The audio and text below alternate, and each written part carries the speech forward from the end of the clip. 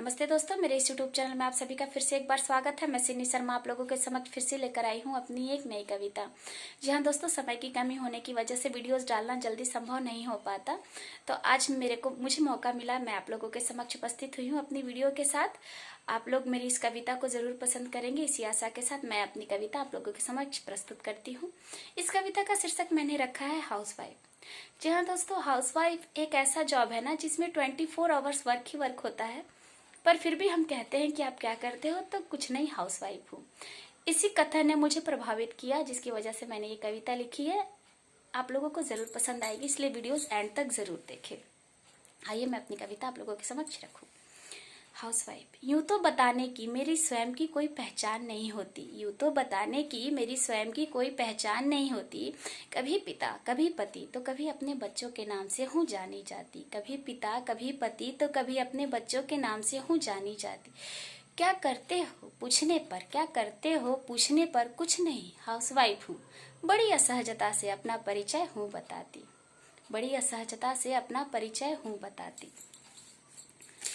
पर कभी कभी स्वयं से हूँ पूछती, पर कभी कभी स्वयं से हूँ पूछती कि कुछ नहीं करती तो क्यों अलार्म के बजते ही, क्यों अलार्म के बजते ही अपने कर्तव्य पथ पर दौड़ हो जाती, अपने कर्तव्य पथ पर दौड़ हो जाती। बड़ी सरलता और सहजता से घर के हर एक सदस्य की नाज हूँ उठाती। कभी झल्लाती कभी झल्लाती, कभी मुस्काती कभी बड़बड़ाती पर चलती रहती, कभी झल्लाती कभी मुस्काती कभी बड़बड़ाती पर चलती रहती।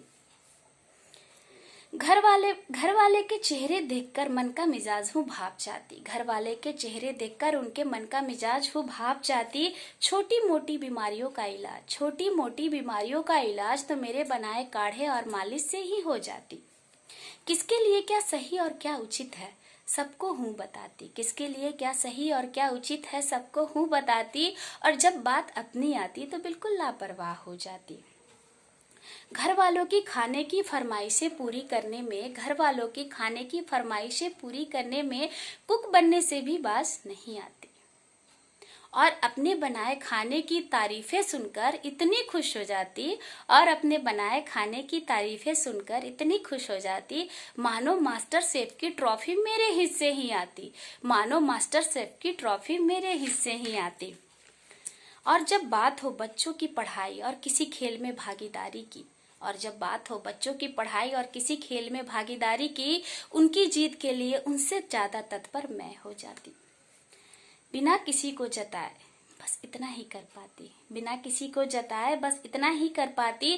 थोड़ी अपनी महत्वपूर्णता का एहसास सबको हूँ कराती, जब कभी बीमार पड़ जाती और पूरा घर अस्त व्यस्त हूँ पाती, जिसका असर सबके दिनचर्या पर हूँ पाती। फिर घर का हर एक कोना जगमगा उठता, फिर घर का हर एक कोना जगमगा उठता जब मैं सफाई अभियान हूँ चलाती, फिर घर का हर एक कोना जगमगा उठता जब मैं सफाई अभियान हूँ चलाती। फिर भी ना जाने क्यों, फिर भी ना जाने क्यों हाउसवाइफ हूँ कहने से हूँ कतराती।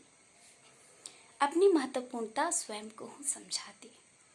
जी हाँ दोस्तों, इसी के साथ मैं अपनी कविता को विराम देना चाहूंगी। बात छोटी सी है पर बात महत्वपूर्ण है।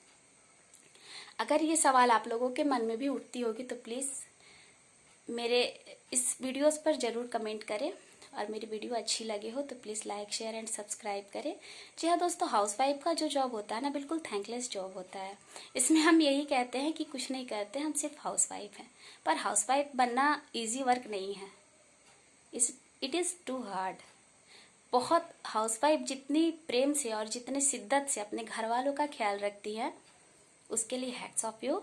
सब हाउसवाइफों को, सारी हाउसवाइफों को मेरी ये कविता समर्पित, जो मेरी इस कविता को सार्थक करती है। Thank you so much.